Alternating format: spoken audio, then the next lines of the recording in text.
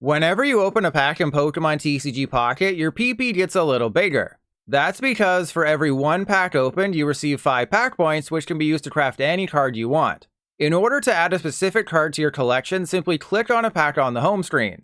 Near the bottom right, you'll see a little ripped pack symbol accompanied by a number. Tap it and you'll see a list of every card in that expansion. In this case, it's Pocket's first set, Genetic Apex. As you've probably noticed, each card costs a different amount of pack points to craft.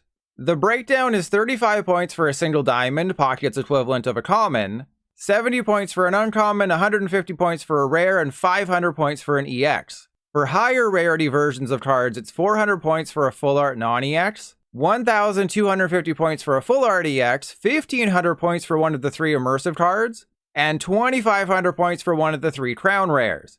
Because diamonds and stars and numbers are too confusing, I'll be referring to the rarity of each card going forward. Put another way, it takes you opening 7 packs to afford 1 common, 14 packs for 1 uncommon, 30 packs for a rare, 100 packs for an EX, and a whopping 500 packs for 1 crown rare. Yeah, it's not exactly a reliable way to add cards to your collection unless you're a huge whale who spends hundreds of dollars a month. It's still useful for filling holes with any missing commons, uncommons, or trainers though. But in order to get a big enough PP for just 1 EX Pokemon, it'll take free players about 2 weeks. And that's your first 2 weeks, since Pocket is overly generous in the beginning. Getting to your second batch of 100 packs open will take over a month, as you get just 2 guaranteed free packs every day. For an example of how the crafting process works, let's say you want a Blaine for your Rapidash starter deck. You would scroll all the way down to Blaine, click on the card, hit exchange, and voila, it's added to your collection.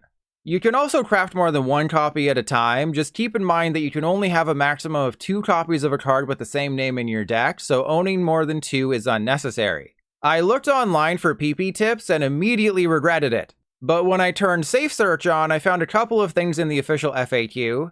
For starters, pack points do not expire.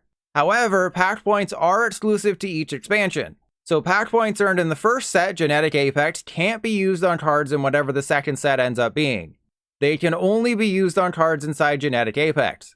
The FAQ also says that there may be cards that are not obtained from booster packs included in an expansion. Inside Pocket itself, the warning regarding pack points says if the availability period for a given booster pack ends, its pack points will no longer be available for exchange, which I think means that while pack points don't expire, the sets do. And you can only have a maximum of 2,500 pack points at once, but that's 500 packs worth, so you don't have to worry about hitting the limit anytime soon. I'm making this video during the soft launch in New Zealand, and to say that crafting cards is not as streamlined as it needs to be would be an understatement. It should be handled similar to TCG Live, where you can craft a card when building a deck or when looking through your collection, not shoved into the world's longest menu that you have to scroll all the way through. Whether or not they improve this before the full launch remains to be seen.